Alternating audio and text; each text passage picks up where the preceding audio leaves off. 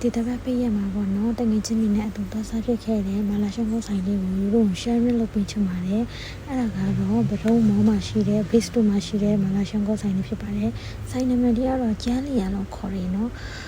ဆိုင်ရလေးဒီလားရွေးချယ်စရာတွေကလည်းအများကြီးရှိတယ်အမရွေးချယ်စရာတွေကတုံးလို့စုံတဲ့အခုရိုက်ပြထားတဲ့အတိုင်းပဲပေါ့နော်ဝက်ဦးအမဲဦးပြလို့ရှိရင် C4 အစုံအကုန်ရှိတယ်ပြလို့ရှိရင်decoration လေးတွေကလည်းအရင်လာတော့ကြတော့သွားစားရင်းနဲ့တပုံလှလေးရိုက်ချင်လို့လည်းရိုက်ချင်တဲ့သူတွေလည်းရိုက်လို့ရတယ်မာလာထန်အရင်နာမည်ကြီးရပေါ့နော်မာလာနဲ့ပတ်သက်တဲ့ဟာတွေအကုန်လုံးစားလို့ရတယ်အမပြထားတဲ့အတိုင်းညီမတို့ဆိုလို့ရှိရင်အများကြီးယူပါပေါ့နော်3ယောက်စား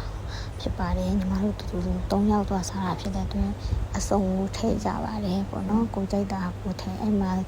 ဆော်လေးတွေကိုကြိုက်တဲ့ပုံစံလေးငရုတ်တိဆော်လေးကိုတောင်ဆက်လို့ရတယ်နော်တွေ့လားအဲ့မှာပြထားတဲ့အတိုင်းလေးဆိုတော့ကျတော့ကိုကတကယ်လို့အပေါ်အငန်းကြိုက်တယ်လို့မျိုး adjust လုပ်လို့ရပါတယ်ရှင်အခုပေါ့နော်ညီမတို့3ယောက်သွားစားတာ56ကျပ်ကြခဲ့ပါတယ်အရသာလည်းတော်တော်လေးကိုကောင်းနေရှင်တရုတ်ပြည်မှာရက်လာတယ်တကယ်မလာရှောင်းကအရသာစစ်ပေါ့နော်အရင်လည်းအထုံနဲ့မများဘူးကွာဒီလားစားဖို့တော်တော်ကောင်းတယ်ဒါပေမဲ့တစ်ခုပဲချင်တာကspicy level ပေါ့နော် spicy level ကအရင်အဆက်မစားနိုင်တဲ့သူရှိလို့ရှိရင်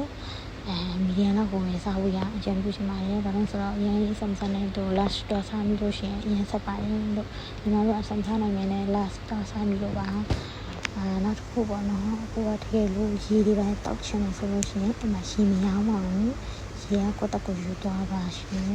တခြားအချိုရည်နဲ့ဗညာကတကပဲရောင်းပါလေရေကတော့မရောင်းပါဘူးရေတော့ကိုတကူယူသွားပြီးနေပါနဲ့ကျေးဇူးတင်ပါတယ်ရှင်